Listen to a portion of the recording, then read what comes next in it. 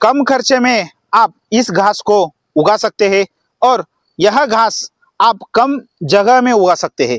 कम जगह में ज्यादा से ज्यादा उत्पादन लेने के लिए इस घास को आपको लगाना बहुत ही आवश्यक है और इस घास से बहुत ही अच्छी तरीके से दूध उत्पादन जो होता है वह बढ़ जाता है। तो डेयरी फार्मिंग में यह घास बहुत ही आवश्यक होता है। तो आज हम इस घास के फायदे के बारे में जानकारी आपको देने वाले हैं। तो आप देख सकते हैं नेपियर, यह हरा चारा है। तो यह चारा आप डेयरी फार्मिंग में यूज करेंगे तो गायों को, भैंसों को यह चारा आप देंगे तो बहुत ही अच्छी तरीके से दूध उत्पादन में ग्रोथ हो जाती है। यह बहुवार्षिक चारा है, यानी आप एक बार इस चारे को लगाए तो आप 5 से लेकर 10 साल तक यह चारे का फायदा ले सकते हैं। बहुवार्षिक चारा है और इसमें फुटाव ज्यादा होता है और इसकी ग्रोथ फास्ट हो जाती है। यह चारा फुटाव ज्यादा लेता है, उसके साथ ग्रोथ फास्ट होती है और बहुत ही अच्छी तरीके से हाइट में बढ़ता है।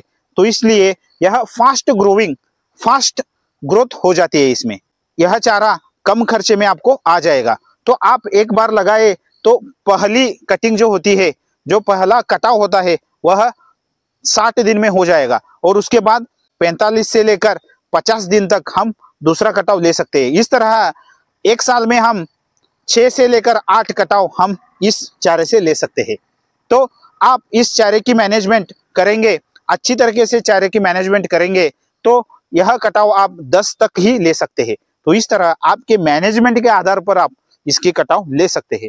उसके साथ आप जब यह चारा लगाते हैं अपनी खेती में तब वह पानी रुकना नहीं चाहिए। एक बार यह चारा आप लगाएंगे और वहां पानी रुक गया, ज्यादा पानी रुक गया, ज्यादा समय तक वह पानी रुक गया तो इस चारे की ग्रोथ कम हो जाती है। तो यह चारा सभी प्रकार के मिट्टी में आ जाता है। तो कम से कम खर्चे में यह चारा आपको ज्यादा से ज्यादा उत्पादन दे सकता है।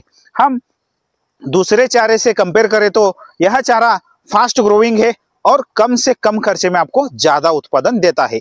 तो इस चारे में 15% तक इस चारे में प्रोटीन का अंश होता है और इसमें फाइबर कंटेंट भी ज्यादा होता है और यह पौष्टिक तत्वों से भरा हुआ यह चारा है। तो यह आप डेयरी फार्मिंग में गायों के लिए या भैंसों के लिए इसका इस्तेमाल करेंगे तो बहुत ही अच्छी तरीके से भैंसों में और गायों में बहुत ही अच्छी तरीके से ग्रोथ होती है और दूध उत्पादन जो है वह बढ़ जाता है। तो मिलते हैं नेक्स्ट वीडियो में। थैंक यू, धन्यवाद।